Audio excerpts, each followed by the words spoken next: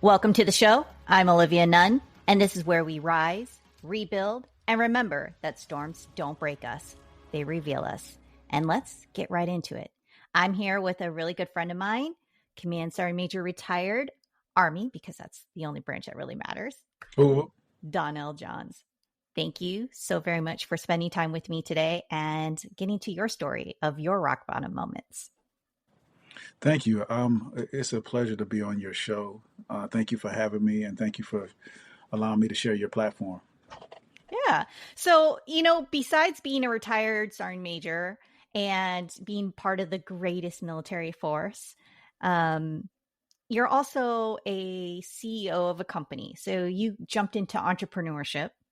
You're Hmm. also a father. Yes. And might I add that your son is embarking upon his career in the United States Army. So you have passed that baton. But you don't get to where you are, and you've been married. We just got done talking about it, over 2 decades to your lovely Hmm. wife. But you don't get to where you are without experiencing some low lows. So for you, what was some of your bottom lows that kind of define who you are today? Wow. I don't have any. I mean, I've had such a perfect life. Life has been amazing. And if you believe that, if you believe that, that is not true. Um, my career actually started out pretty good, right? As everybody else's did. Um, when I joined the military, back in 1990, and went through basic training AIT. My first assignment after that was Desert Storm, and I didn't go to a unit. I went directly into war. From there, I got to I served at Fort Eustis, Virginia, for about 3-4 years. I think it was 4 years, and I went to Korea. And I mean, my career all the way up until about 10 years, about maybe 7 years in, I got in trouble. Um, I got in trouble from the military. I got a field grade Article 15. And that was one of the most rock bottom moments that I had. And the reason being is because I had been such a stellar soldier all the way up until that point. Um, I was soldier of the quarter. I was doing all kind of amazing stuff in the military. And this one thing, this Article 15 that I got, um, it was one of those things that kind of sat on my chest and sat on my being. And I thought, it was the end of the world. I would never get promoted. Um, and it would define my entire career. But actually, when I took accountability for my actions and realized that it was a mistake I made instead of being me, and just take accountability for everything that happened, things started changing in my life. I forgave myself for being stupid, and I decided to move forward and to move forward with excellence. So Um, about what rank were you when this happened? You said about 7-ish years. yeah, so it was. I was an E5 when it happened. I was an E5. I had just. I think I only had the rank on for probably about a good 8 months. So you are brand new, what we define in the Army as a leader. On the enlisted side, that's the non-commissioned officer side, which is what we define as the beginning of leadership. On the officer side, we start at second lieutenant, right? The butter bar. So you are just brand new in that leadership role, and you're already messing it up. Yeah, yeah. And so it wasn't on purpose. And so I just, say exactly what happened. Um, during that time, I was at E5. Uh, I was actually dating this girl, and we were living together.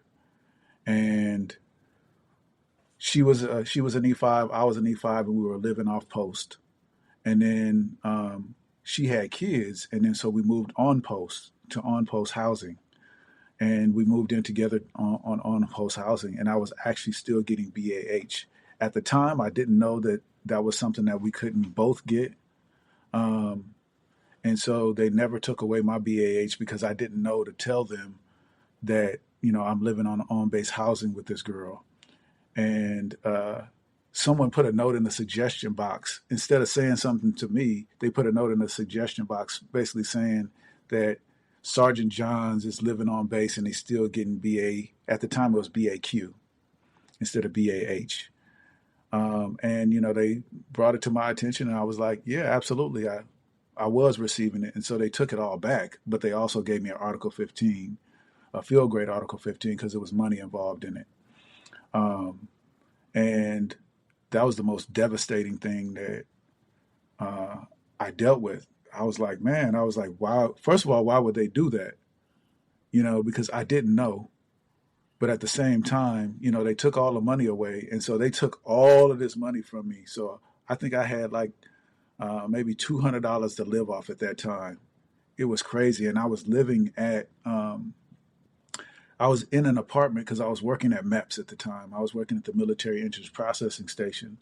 And so I was really having to figure out a lot of stuff. Like I had to drive to work.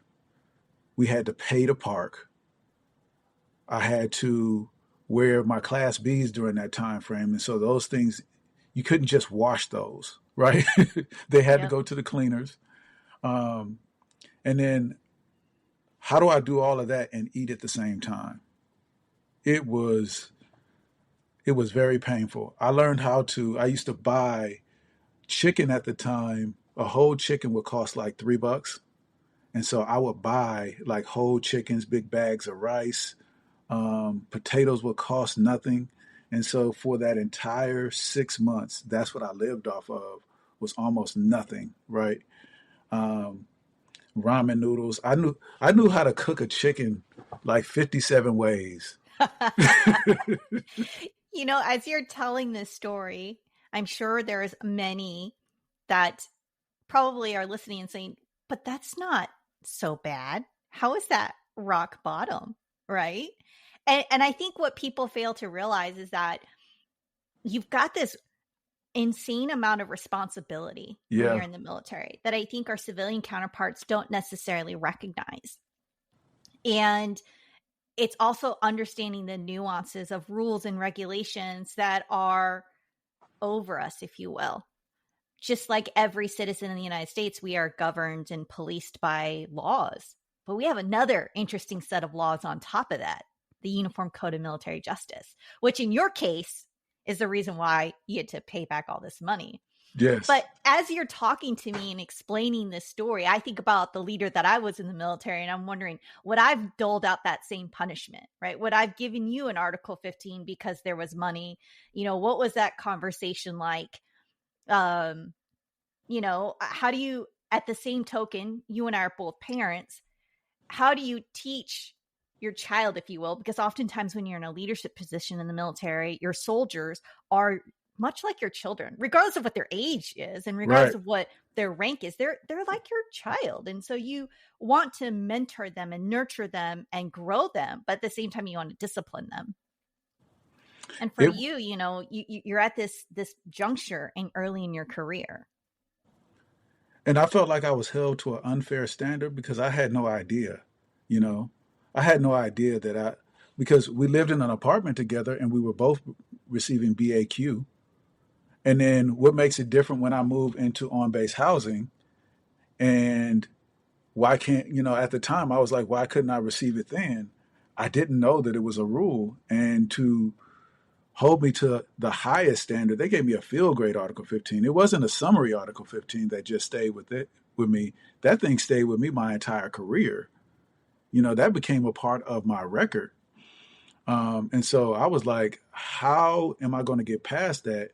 And then they took away all of my money. So having to figure out how to live on $200 a month, even though the times that wasn't a lot of money, I don't know if you met me during the time frame. I used to shave my head because a haircut back then was $10.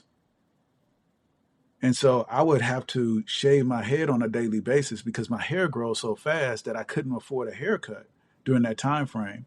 And I happened to keep my hair bald from the rank of E5 all the way up until E9 a year before I retired.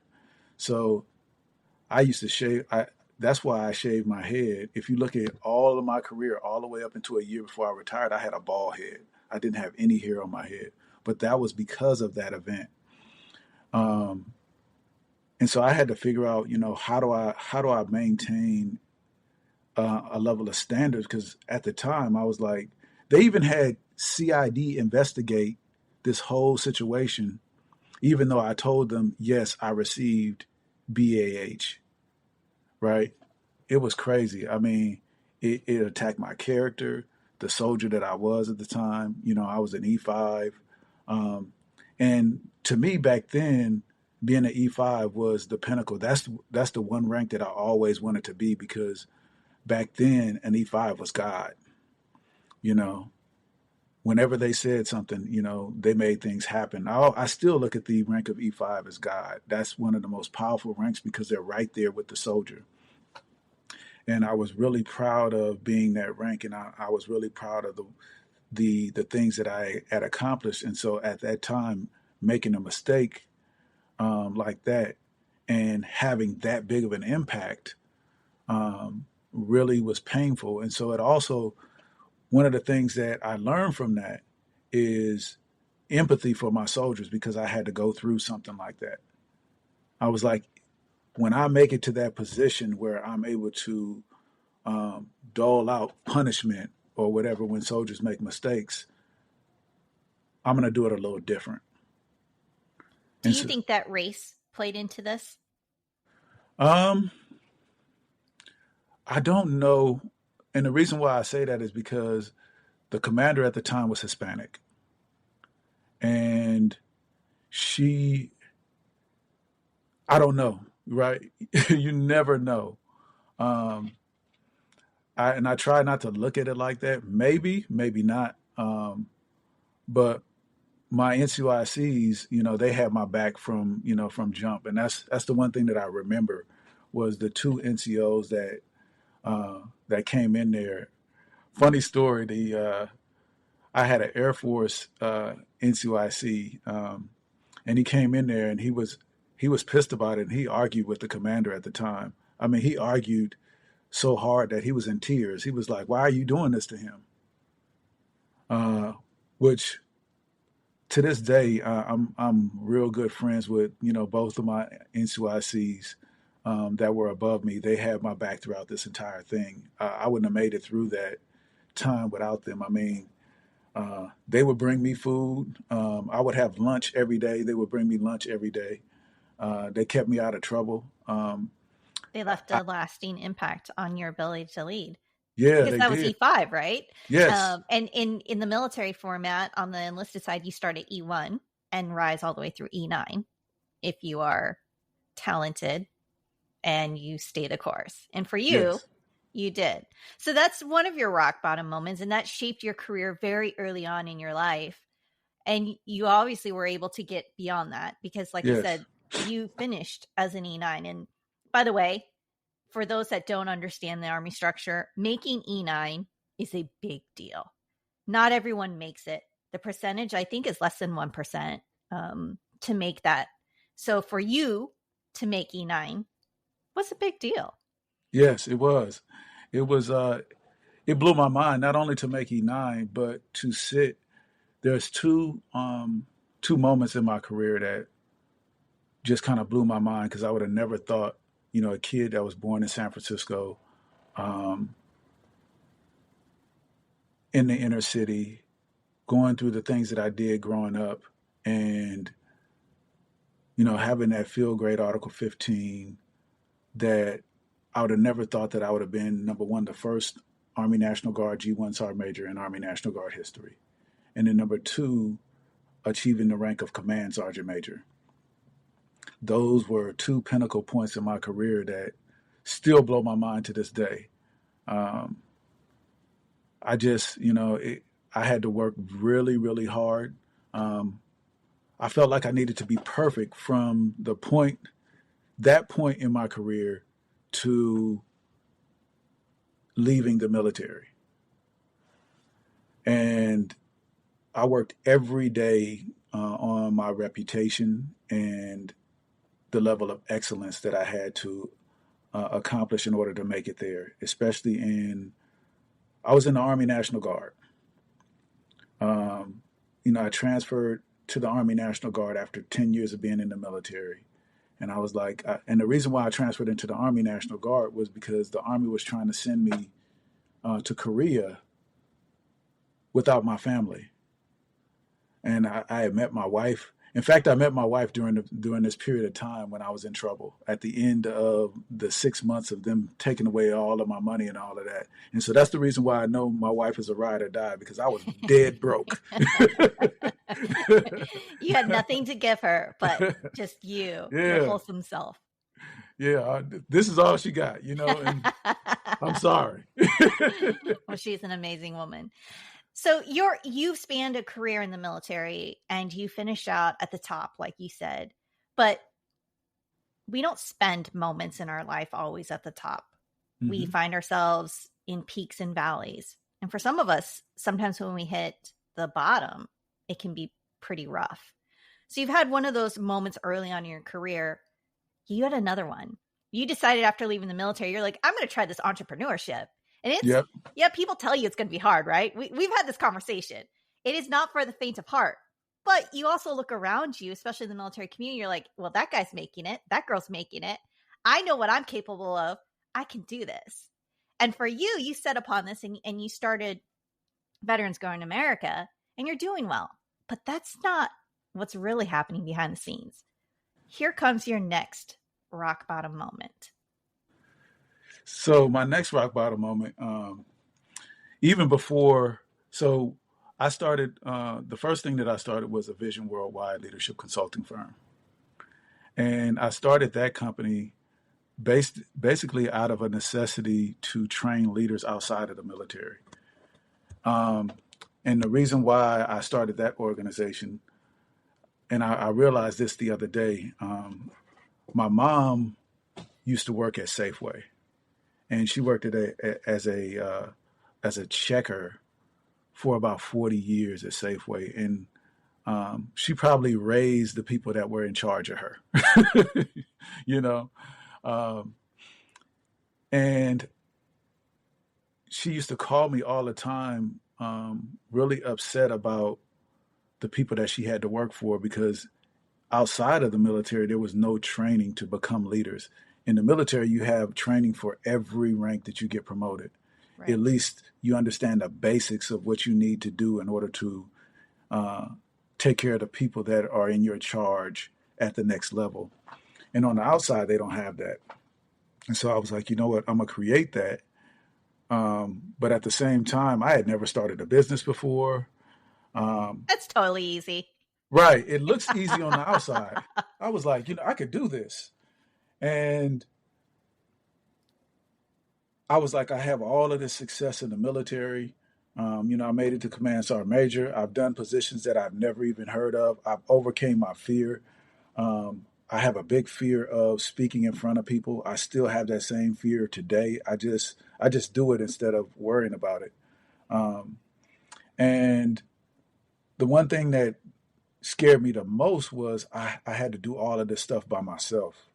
I didn't realize that, when I was serving, that I had all of this support. I was a recruiting sergeant major, so I had a marketing team behind me. I had a supply team behind me. I had audio visual, you name it, I had it. And I had a team to do all of that. Well, when you become an entrepreneur, you're an army of one. You wear all those hats by yourself. Yes, you hold all of those hats. And I was like, I got overwhelmed. And then I was also dealing with identity. I was also dealing with imposter syndrome. I was dealing with loss of community. One day I woke up crying, and I didn't know why I was crying, but I was just overwhelmed, and I'm like, what the heck is going on? I realized that I had lost my family. From 18 to 40 something years old, I've been a part of this family for life. And then all of a sudden that family was taken away from me. And there was no way that I could just go back. I remember going back to my unit just to, see people. And it was cool. They were happy to see me for about 30 minutes. It was like, what's up, Sergeant Major? How you doing? Everything good? And then, I got this look from one of the soldiers like, what are you still doing here? And then I had that look like, what am I still doing here? Like, I don't belong here anymore. This is not, I'm It's supposed not to where have you moved are. on, Yeah. It wasn't home anymore. And so I didn't know what home was. I didn't know who Donnell was. I knew who Sergeant Major Johns was, but I didn't know Donnell. I had to Yeah. figure out, who I was, because as a command sergeant major, when I mentioned things, I'd be like, hey, we need to do this. Yeah. It got done. Your uniform represented so much about you. So much Yes. of your accolades, your attributes, your capability, your ability. When you walked in through that room, everything, right? And Yes. Lieutenant Colonel Olivia Nunn said a lot about me and opened doors that Olivia Nunn does not open. So I totally feel you.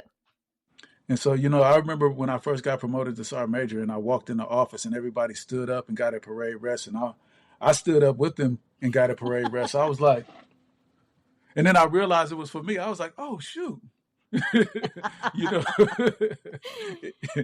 it was amazing. I remember my niece, she graduated from AIT, and I went to her graduation, and I remember seeing her, and as I was walking, everybody parted like the Red Sea. As I'm walking around, everybody just moved out the way, and she just kind of standing there, and she didn't realize my authority until she looked down and saw my rank, and she was just like, I didn't know, right?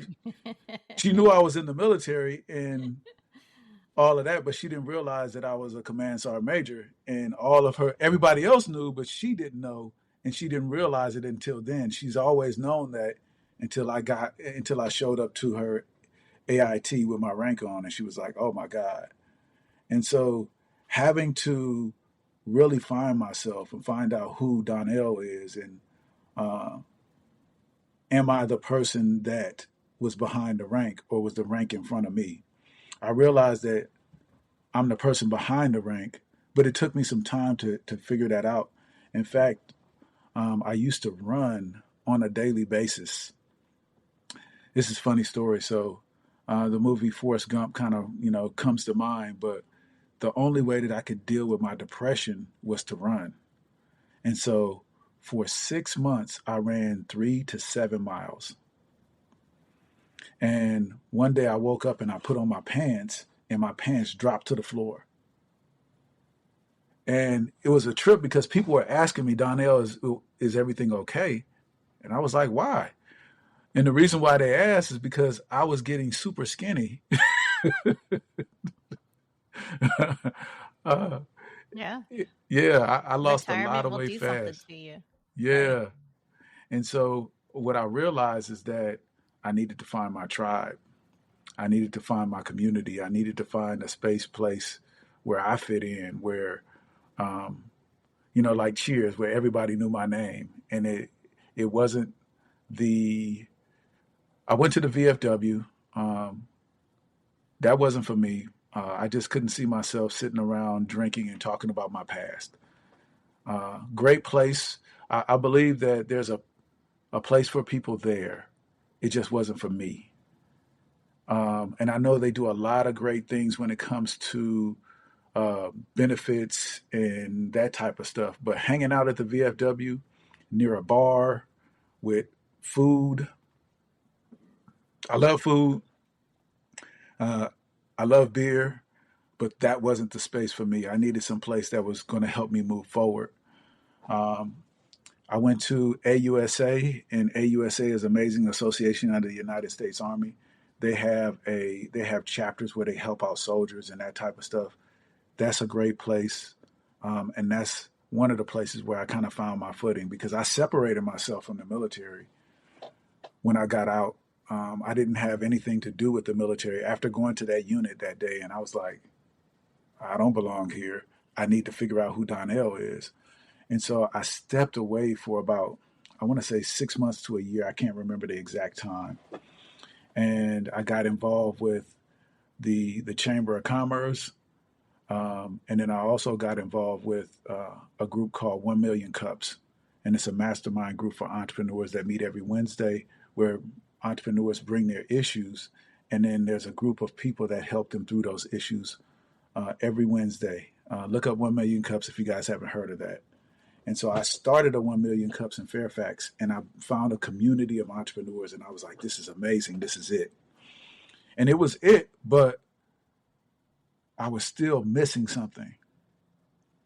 And that one piece that I was missing was like-minded individuals that knew exactly what I was going through, being a retiree or someone that got out of the military. And when I realized that there's a group of individuals out there that have served in the military, that are out here starting businesses, I was like, I'm a community builder. Let me build a community of entrepreneurs that are in business for themselves, but not by themselves, and that are helping people that will help each other through whatever they're going through. At the same time, selling their products to America. There was a bunch of organizations out there where they had groups of entrepreneurs trying to do business with each other, but that's a failed mission right there. We're only 1% of the population. That means that we stay broke for the rest of our life. I don't want that, you know?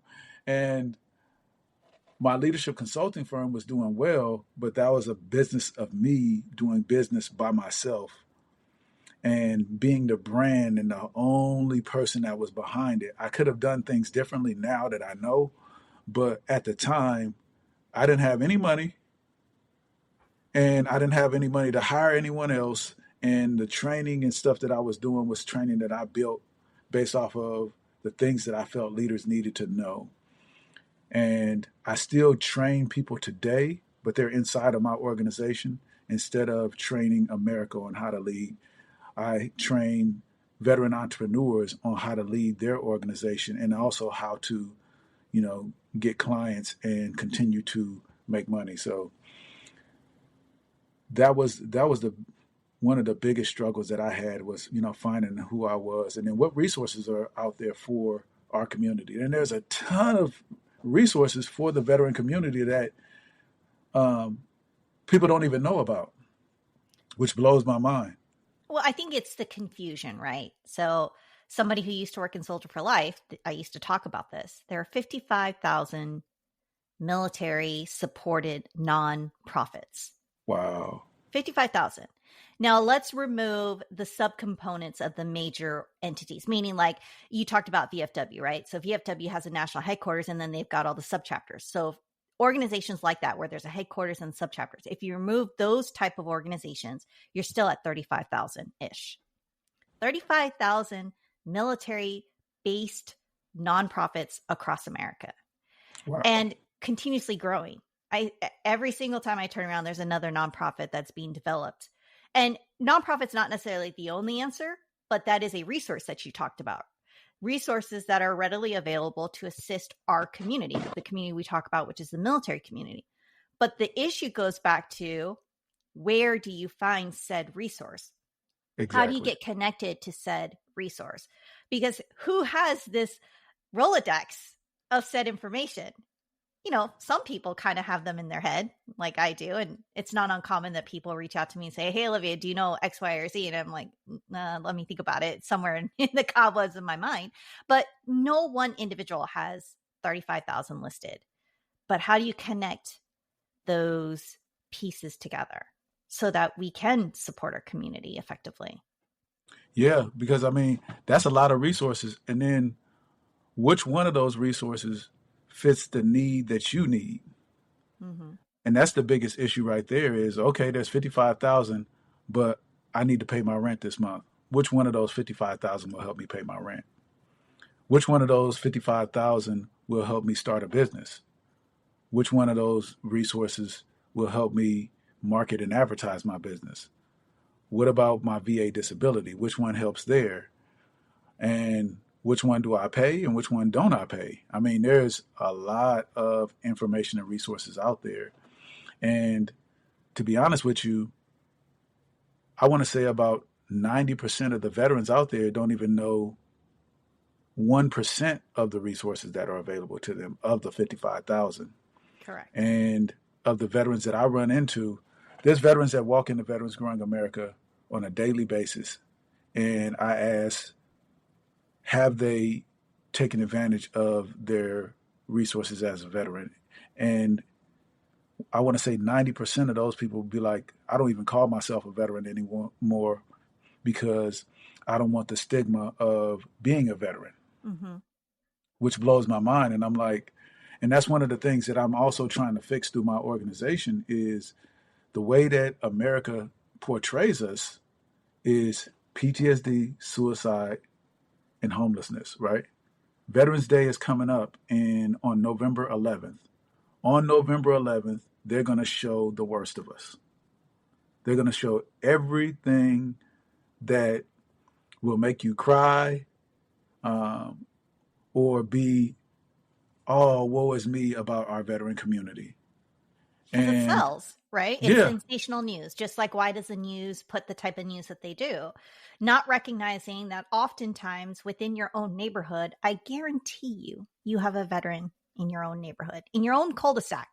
If you actually go and find out about your neighbors, somebody in your neighborhood has served in one of the branches, in one of our conflicts, somewhere down the line. And I would love to hear the Olivia Nunn stories that, you know, like you being the first woman commander, you know, that type of stuff, you know, where people really see us as leaders. They see us as heroes. I love the entrepreneurship stories. I always tell a story about, did they know that Chick-fil-A was started by a veteran? Did they know that GoDaddy was started by a veteran? Did they know that FedEx was started by a veteran? Did they know that Nike was started as a veteran, by a veteran? Those type of stories will open doors for us.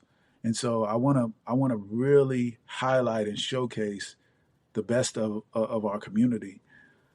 I think where Veterans Growing America got the most traction before we even started was, you know what, you just made me think about something. I'm sorry I stopped in mid-sentence. It's all good. This is storytelling. This is pretty cool. So 1 million cups. So I went to 1 million cups. Someone stopped me and was like, hey, you need to go to 1 million cups and then tell about your business. And at the time I had a leadership consulting firm. And so I was telling them that I started a leadership consulting firm. And this one lady rose her hand and was like, and asked me, she said, what do you know about leadership as a person that's in the military? And then this is where she prefaced it with, everybody in the military has to do what you tell them to do. How is that leadership? And I asked her, I was like, well, did you ever serve in the military? And she was like, no. I said, so I understand why you made that statement, because you think that everybody is just going to listen to what you have to say. Yes, just like if you worked at any job out there, you have to listen to your boss. So it's no different than if you worked at Wegmans or Safeway or any place, you still got to listen to your boss. If your boss says you got to be in at 9 o'clock tomorrow and they put you on the schedule and you don't show up, there's consequences to that. Correct. Just like in the military. And that didn't register with her. And I'm like, so people don't realize that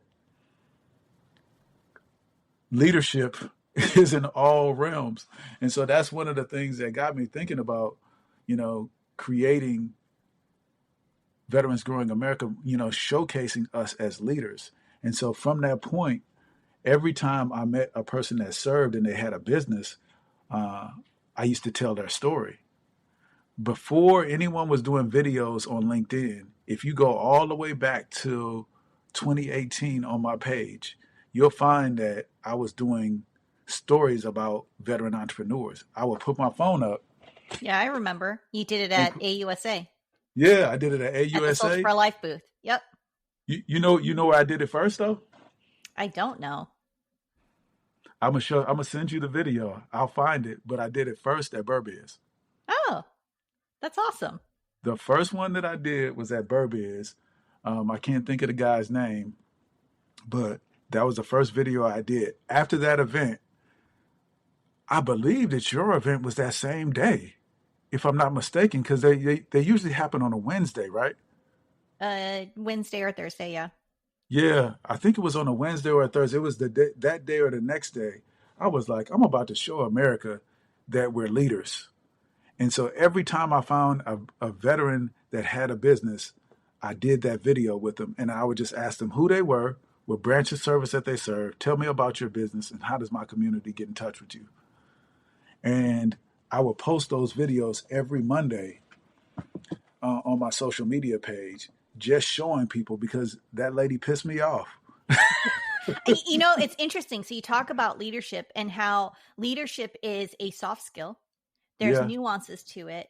But I think what she failed to realize is that, yes, there's consequences. Let's use the example of we have PT, right? Physical Mm-hmm. training for to spell out this acronym every single day, Monday through Friday. Most units conduct physical training around 6:30 a.m.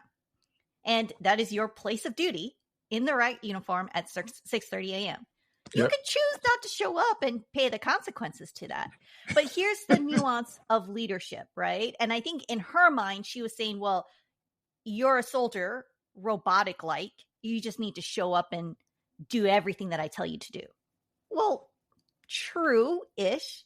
But the real part of leadership is not only am I going to get you to show up because that is the right thing to do. And oh, by the way, that's what your job is, to show up at 6:30, but that you show up at 6:30 with the right attitude.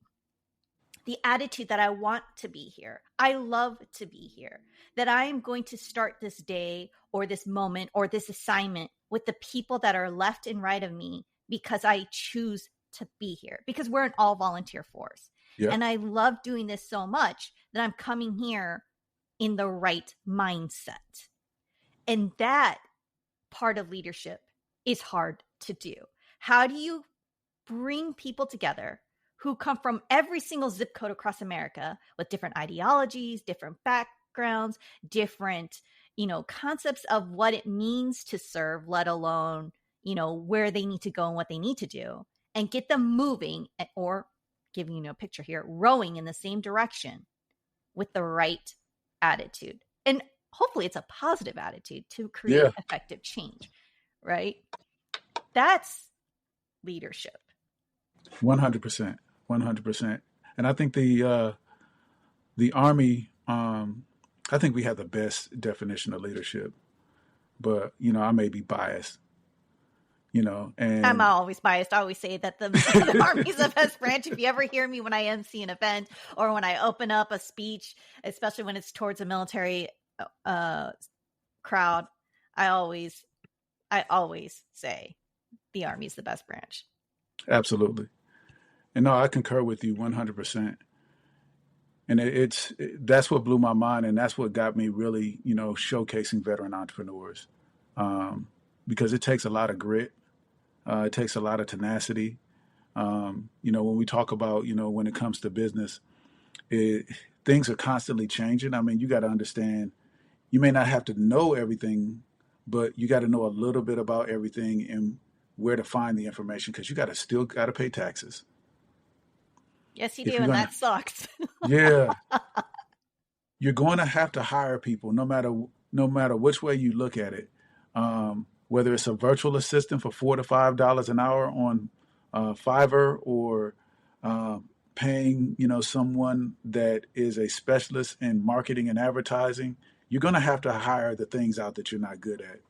And luckily, AI is here to make things a little bit easier, but it's going to still cost you a lot of money, because I think, there's about 50 AI apps that you can buy at $20 a piece that will solve an issue. So you're going to have to spend some money. And then at the same time, after you spend all of this money, you still got to find your client, and you still got to figure out, okay, how do I make this client happy at all? And you're dealing with people, right? And so, um, people think, and then now people can buy products and it'll be at your door the same day. Everybody loves Amazon. Yeah. And so now you're competing, and Amazon is a great platform. It's a platform where, millions and billions of people sell their products on there. But if you're going to be an onlinepreneur, now you got to compete with billions of people trying to get the attention of millions and billions of people, and then try to be that front product. And so there are so many nuances that you have to know and understand when it comes to entrepreneurship. And that's why a community of entrepreneurs is perfect, because I say this all the time: business is the same on the inside, but the product is different on the outside. I don't care if you have a Fortune 500 company, you still got to have all of the same things that a solopreneur has. You're just going to spend a lot more for it because you have to support lots of people. But business works the same on the inside. So, if you need a point of sale, every organization needs some form of a point of sale. If I'm buying coaching from you, I still need to be able to pay you somehow, whether you're going to send me a Cash App or a PayPal invoice or what have you. Walmart has cash registers. That's a point of sale. Same thing, Yep. No matter where you go. Absolutely. There's so much that I think the Army has taught us to be amazing leaders, right? I'm from the officer side of the house, and you're on the enlisted side of the house, and we could spend hours. Oh, but Yes. we could go hours and have this conversation about officers versus enlisted, the lieutenant colonel and the sergeant major. But we could save that for another conversation because, yeah, this is going back to the I don't want to be at VFW sharing old war stories, but those are fun sometimes. But what I love, Donnell, is that you've learned early on in your life that rock bottom moments aren't necessarily going to stop you. Right. They can, but they also shape you. They shape you to be bigger, better, more refined. And that helped you to be able to focus on the next thing. And then we talked about how leaving the military is another rock bottom moment. And for those that have gone through that, I know when they're listening to this story, they're going to be nodding their head, because every single part that you explained, I've experienced that too. Having left the uniform 4 years ago, every single piece of that story, I can completely resonate. Who am I outside of that uniform? Who is Olivia Nunn when she's no longer Lieutenant Colonel Nunn? Right. Who am I a part of when I'm no longer part of this giant family called the United States Army and serving this greater purpose? And those things, as crazy as it sounds or minimalist as it sounds, can break some of us. And we've heard those stories, those unfortunate stories where we have lost fellow brothers and sisters because they could not find their way. So it's not something to take lightly, but these are the storms that can send us to the very bottom. But you've learned to rise above it again. You've been very successful in your business. You've been on a show. You've traveled around the world with your beautiful wife. And like we talked about, your son is about to embark on his own career. With all that being said, what is the last thing that you want to leave with my audience about your unbreakable moments and how you've been able to rise to the top? So you said they're unbreakable moments, right? And those things are moments in time. Moments. That's what they really are. And if you let that moment define you, that's when you perish. If you realize it's just a moment and you can grow through it, I think you'll be okay. It just takes those moments that you can learn from. In the Army, we have what you call an AAR. And the first question that they ask is what was supposed to happen, what actually happened, and then how do we overcome it? If you constantly look at the world that way, okay, what was supposed to happen. I was supposed to be on time, but I didn't make it. Or whatever the issue is, right? No matter what the issue is, how horrific or whatever, right? It's a moment that if you look at it and go, okay, let's make it past this moment. Let me take one step forward every day to get past this moment. If I would have lived in that moment when I got that Article 15, I would have probably got kicked out of the military and been trying to figure things out. But instead, I looked at it as a teaching moment, and I continued to move forward and said, you know what, I'm going to learn from this. I'll never let it happen again, and I'll grow from it. Or if I would have woke up one day and was like, you know what, I retired from the military. I was at the top of the food chain, and then now I'm out of the military, and I don't know what I'm going to do with myself, and I'm going to stay at this depressed state. It would have been terrible. But if I learned from it and figured out, okay, what I've been through, I can grow through, and that's why I named the organization Veterans Growing America, is because you got to grow through everything you go through. And if you stay there and you stay stagnant, stagnant anything grows mold and gets old. Yeah. But you got to continue to move forward. And so use what you learned in the military, that grit, to pick up that guide on and continue to move forward. That's why that flag on your right shoulder is flying backwards, because you're moving forward toward the fight. Continue to move forward toward the fight. Absolutely.